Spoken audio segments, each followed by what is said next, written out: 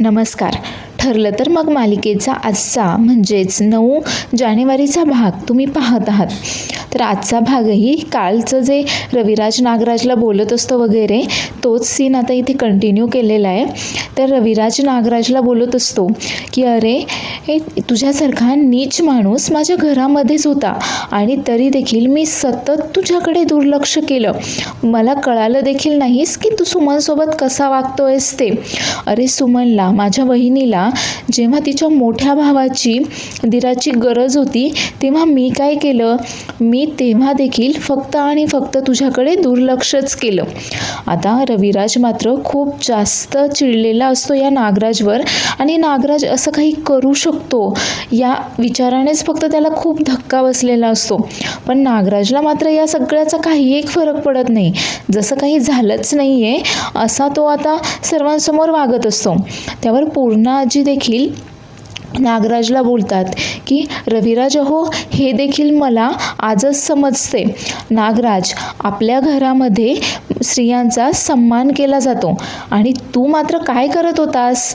त्यावर अस्मिता देखील बोलते की हो ना, आपल्यासारख्या सुशिक्षित लोकांच्या घरामध्ये हे असं काही घडू शकतं याची मी कल्पना देखील करू शकत नाही आहे. तर तेवढ्यातच प्रताप तिला बोलतो, अस्मिता अगं, सुशिक्षित माणूस सुसंस्कृत असेलच असं नाही ना. आता त्यांचं हे सगळं बोलणं ऐकून तन्वी मात्र इकडे तोंड वाकडं करत असते. जसं काय हे सगळे काही तन्वीच्याबद्दलच बोलतायत वगैरे असं ती वागत असते.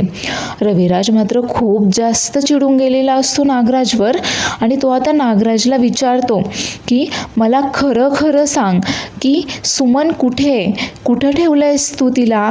तुला नक्कीच माहीत असणार आहे ती कुठे आहे. आणि आता तो सायली आणि अर्जुनला विचारतो, तुम्ही दोघांनी हे गोष्ट मला आधीच का नाही सांगितली? अरे तुम्हाला दोघांना ही गोष्ट आधीपासून माहीत असून देखील तुम्ही ही गोष्ट माझ्यापासून लपवून ठेवलीत. आणि प्रतिमा, अगं तू तरी मला ही गोष्ट सांगायला हवी होतीस ना, पण तू देखील माझ्यापासून ही गोष्ट अशी लपवून ठेवलीस. यावर आता प्रतिमाला देखील खूप जास्त वाईट वाटत असतं. रविराज मात्र खूप जास्त चिडलेला आहे आता नागराजवर आणि तो नागराजला बोलतो की नाही, यावेळेस मात्र मी तुला सोडणार नाही आहे. या तिघांनी मात्र मला काही सांगितलं नाही आणि तुझ्या विरुद्ध काही ॲक्शन देखील घेतली नाही. तुला माफ केलं आहे, पण मी मात्र असं करणार नाही आहे. मी मात्र आता तुझ्या विरुद्ध काहीतरी ठोस ॲक्शन नक्कीच घेणार आहे. तुला जर माहीत असेल सुमन कुठे गेली आहे तर प्लीज मला सांग पटकन, नाहीतरी मी तुला जेलमध्ये पाठवणारच आहे. आता हे सगळं तन्वी देखील तिथे उभी राहून ऐकत असते. तर तन्वी मात्र विचार करत असते की या नागराजने मात्र नक्कीच काहीतरी केलेलं दिसतंय. आता नागराज मात्र नाटक करत असतो की नाही दादा, अरे मला खरंच माहीत नाही आहे की सुमन कुठे गेली आहे ते. मी तर तुमच्या आधी घरातून बाहेर पडलो होतो ना, आणि मला माहीत आहे की मी चांगला नवरा नाही आहे. म्हणजे मी चिडलो असेल कधी, मी सुमनवर हात उचलला असेल, पण मला माफ कर, माझी चूक झाली. आता तो माफी मागण्याचं नाटक करत असतो रविराज समोर.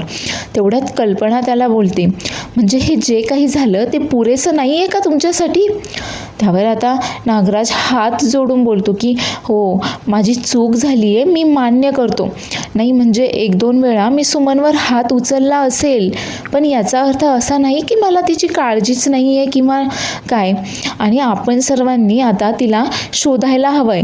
मला माहीत आहे की मी चांगला नवरा नाही आहे, पण तरीसुद्धा जर माझी सुमन जर आपल्याला सापडली नाही ना, तर मी नाही राहू शकणार तिच्याशिवाय वगैरे.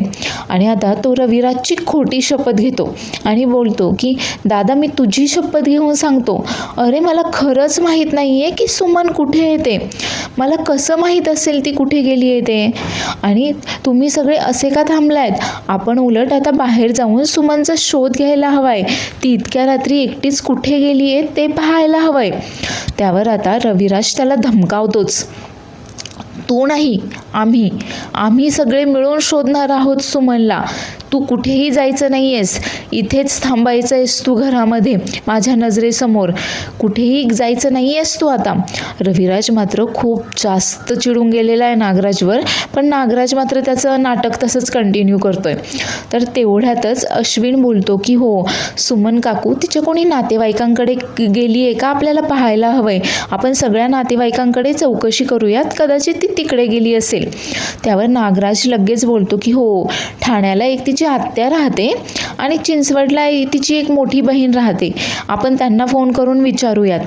तर तेवढ्यातच प्रतिमा बोलते की हो, ठाण्याच्या आत्याचा नंबर आहे माझ्याकडे, मी करते त्यांना फोन. तर आता नागराज सुमनच्या बहिणीला फोन करत असतो.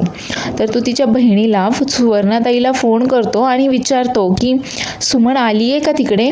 तर तिकडनं ती सुवर्णाताई सांगत असते की सुमन इकडे आली नाही आहे वगैरे. त्यावर नागराज पुढे विचारतो की तुम्हाला दिवसभरात तिचा काही फोन वगैरे आला होता का, ती येणार होती का तुमच्याकडे, काही म्हणाली का ती तसं तुम्हाला. त्यावर आता ती सुवर्णाताई सांगते की नाही, सुमन असं काही एक म्हणाली नाही आणि ती इकडे येणार देखील नव्हती वगैरे. आणि ती विचारत असते की काय झालंय, तुम्ही अशी सुमनची चौकशी करताय वगैरे. त्यावर आता नागराज बोलतो की नाही, काही नाही, पण ती जर तिकडे आली, तिचा फोन वगैरे आला तर मग मला नक्की सांगा. तर तन्वी मात्र इकडे विचार करत असते की नागोबानेच नक्की काहीतरी केलं आहे आणि त्याला विचारायला देखील हवं आहे, पण या सगळ्यांच्या समोर त्याच्याशी कसं बोलता येईल. तर सायली आणि अर्जुनला मात्र हे सगळं काही नाटकच वाटत असतं. तर सायली विचार करत असते की नागराज काका घाबरल्यासारखे तर दिसत आहेत, पण मला तर खात्री आहे की सुमन काकूंच्या बाबतीत त्यांनीच काहीतरी केलं असेल. तर बिचारी सुमन इकडे नागराजने किडनॅप करून ठेवलेली असते, महिपतला ज्या गॅरेजमध्ये ठेवलं तिथेच.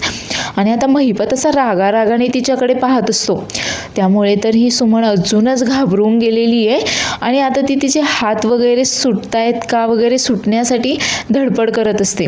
तर हा महिपत मात्र तिच्याकडे पाहून हसत असतो जोरजोरात. आता मात्र रविराजचा खूप जास्त पारा चढलेला असतो. तर नागराज सांगतो की सुमन तिच्या बहिणीकडे सुद्धा गेलेली नाही आहे. तेवढ्यात तिथे प्रतिमा देखील येते आणि ती देखील सांगते की ती ठाण्याकडे देखील गेलेली नाही आहे, तिच्या आत्याकडे. त्यावर आता रविराज खूप जोरात धमकावूनच आता नागराजला विचारत असतो, मी तुला शेवटची संधी देतोय, तुला जर माहीत असेल ना सुमन कुठं ठेवलंयस तू सुमनला, तर मला सांग. नाही, आम्ही सगळे मिळून सुमनला शोधणारच आहोत आणि ती सापडल्यानंतर मात्र मी तुला जेलमध्ये पाठवणार आहे. तुझी जागा फक्त आणि फक्त जेलमध्येच आहे आणि कायद्याच्या या चौकटीमध्ये मी मात्र विसरून जाईन की तू माझा भाऊ आहेस म्हणून. आणि आपल्या दोघांचं भावांचं नातं मात्र या न्यायाच्या चौकटीमध्ये कुठे देखील आड येणार नाही आहे. तर आता पूर्णा आजी अर्जुनला विचारते की अर्जुन, अरे आपल्याला मिसिंग कंप्लेंट तर काही करता येणार नाही आहे, पण कमीत कमी तू पोलिसांशी तरी बोलून घे ना. तेव्हा अर्जुन सांगतो की आजी, अगं मी आधीच इन्स्पेक्टर सावंतांशी बोललो आहे, पोलीस कंप्लेंट नाही करता येणार आहे आपल्याला, पण मी त्यांना आधीच पर्सनल लेवलवर तपास सुरू करायला सांगून ठेवलं आहे. आणि जर सुमन काकू नाही भेटली तर उद्या सकाळी आपण तिची कंप्लेंट करूयातच तशी. आता पोलीस कंप्लेंट केली आहे म्हटल्यावर नागराज मात्र खूप जास्त घाबरून गेलेला असतो. तर कल्पना बोलत असते की सुमन लवकरात लवकर सापडायला हवी आहे आपल्याला. जिथे कुठे असेल ना ती, देवी आई सुमनला सुखरूप ठेव आणि तिला पटकन घरी येऊ देत. आता सर्वच जण सुमनच्या चिंतेने मध्ये असतात, खूप काळजी करत असतात सुमनची. तर बाकी सर्वजण मात्र नाटक करत असतात. त्यावर आता प्रताप बोलतो की हो, सुमन सापडेलच आपल्याला लवकर, तशी वेळ येणार नाही आपल्यावर पोलीस कंप्लेंट वगैरे करायची. तर कल्पना आता अस्मिताला बोलते की अस्मिता, तू तुझ्या खोलीमध्ये जा आणि आराम कर, तुला आरामाची गरज आहे. त्यावर अस्मिता बोलते की नाही, जोपर्यंत सुमन काकू सापडत नाही आहे ना तोपर्यंत माझ्या जीवात जीव येणार नाही, मी इथेच बसते. त्यावर प्रताप तिला समजावतो की बाळा, अगं असं करून कसं चालेल, तुला आता आराम करायला हवा आहे की नाही, तू तुझ्या खोलीमध्ये जा. त्यावर तो पूर्णाजीला देखील सांगतो की पूर्णाई, तू देखील तिच्यासोबत जा आणि तिला काय हवं नको ते पहा. त्यावर कल्पना बोलते की हो चल, तू तुझ्या खोलीमध्ये, मी तुला औषधं देते. त्यावर आता विमलताई बोलतात की वहिनी तुम्ही थांबा, मी जाते त्यांच्यासोबत आणि त्यांना काय हवं नको ते पाहते. आता पूर्ण आजी अस्मिताला घेऊन आता तिच्या खोलीमध्ये आराम करण्यासाठी जातात. तर अर्जुन आणि रविराज मात्र विचार करत असतात की सुमन नक्की कुठे गेली असेल आणि आता कसं शोधणार आहोत तिला. त्यावर आता अर्जुन सांगतो की इन्स्पेक्टर सावंतांनी तिचा मोबाईल नंबर ट्रेस करण्यासाठी सायबर सेलकडे दिला आहे, आपल्याला थोड्याच वेळात तिचं लोकेशन कळून जाईल. त्यावर आता रविराज बोलतो की सायबर सेलमध्ये, अरे तो तर माझ्या ओळखीचा आहे, थांब मी त्याला मेसेज करतो, म्हणजे तो हे काम जरा प्रायोरिटीवर घेईल, थोडं लवकर करेल. आता यांचं हे सगळं बोलणं ऐकून नागराज मात्र घाबरून गेलाय की आता सुमनच्या फोनचं जर लोकेशन यांना समजलं तर हे सुमनचा शोध घेत त्या गॅरेजपर्यंत नक्की जातील म्हणून. आणि तेवढ्यातच आता हा नागराज बाहेर पडायला पाहतो, कारण आता त्याला काहीतरी करायचं असतं. तो विचार करत असतो की लवकर काहीतरी करायला हवं आहे, हे लोक सुमनपर्यंत पोहोचायला नको आहेत. त्यावर बाकी सर्वजण त्याला अडवतात. त्यावर तो सांगतो की नाही मी कुठे जात नाही आहे, मार्केटमध्ये जाऊन पाहतो की तिथे कोणी पाहिलं आहे का सुमनला. त्यावर आता सायली सांगते की आम्ही मार्केटमध्ये देखील पाहून आलेलो आहोत. त्यावर आता बाहेर जाण्यासाठी हा बहाणा करतो की एक काम करतो, मी गार्डनमध्येच मी पाय मोकळे करतो थोडं, आणि तो बाहेर निघून जातो. तर तेवढ्यातच चैतन्य आणि अश्विन तिथे येतात. तर चैतन्य आणि अश्विन सांगतात की आम्ही सगळीकडे तपास केला आहे आणि सगळ्या हॉस्पिटलमध्ये वगैरे पण चौकशी केली आहे, आणि मी सगळ्या हॉस्पिटलमध्ये सांगून ठेवलं आहे की अशा नावाची कुणी महिला ॲक्सिडेंटची वगैरे जर केस आली तर लगेच मला कळवा म्हणून. आपल्याला सुमन काकू कुठल्याही हॉस्पिटलमध्ये सापडली नाही आहे, हेच आपलं सुदैव वगैरे. आता सर्वजण प्रत्येकजण म्हणजे ज्याच्या त्याच्या लेवलवर जाऊन आता सुमन कुठे गेली असेल काय वगैरे शोध घेण्याचा प्रयत्न करत असतो.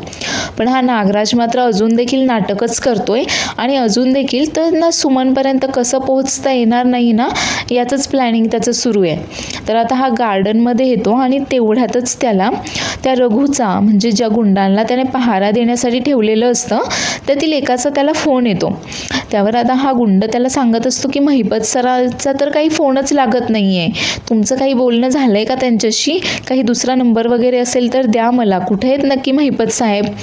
त्यावर आता हा नागराज त्याला बोलतो की तुला काय करायचं आहे महिपत साहेबांचं फोनवर बोलणं करून वगैरे, काय काम काय आहे तुझं ते बोल.